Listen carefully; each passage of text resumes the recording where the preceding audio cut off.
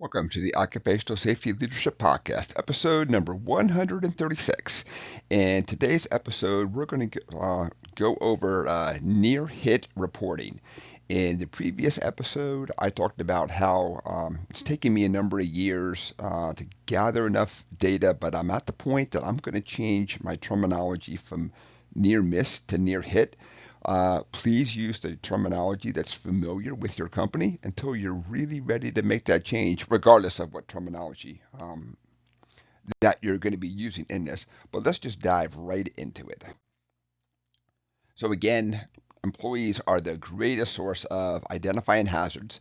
So, when we've had a near hit, we need to learn everything that we can do to make sure that this does not actually turn into a hit.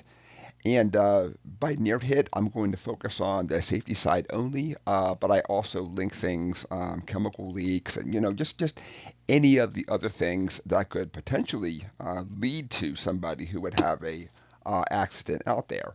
One of the things that's really helped me out is that so far, all the places I worked had a quality department that I was able to get with the quality department and link it into what they're doing and use it as a preventative action.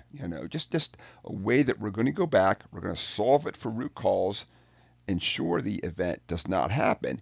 And like any time that we solve something for root cause, a near miss, a near hit, whatever the terminology that you're going to use, if you have more than one plant, do everything you can to share it with the other people in your company, because even though it happened at your place, you could do a great job of solving it.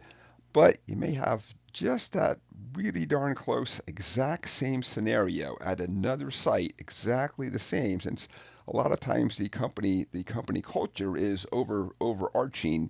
There's a little difference between sites, of course, but a lot of times the company culture is really prevalent that if you have it at one site, you can have it at another site. So they can solve it. They can be alerted as well, and really make sure that these kinds of things do not happen out there then. So the worst thing that can happen is that we have either a near miss or a near hit. Everybody says, "Whew, that was lucky. That'll never happen again." Well, if it almost happened once, I'm pretty sure it's going to happen again. And next time, of course, you may not be lucky in this whole thing then. So that is it for today's episode. Um, Hazard identification and near hit reporting. Um, Please do everything you can after you do these preventative measures. Get with the other plants in your company, other sites, whatever you call them, because if it's happening at yours, it could be happening at theirs as well. It's a great way to learn and be as proactive in not just identifying but fixing these potential hazards, um, to make sure that they don't turn into actual hazards out there. So, episode 136 is complete. I'd like to thank everybody for joining me today. My name is Dr. David Ayers. Thank you and have a safe day.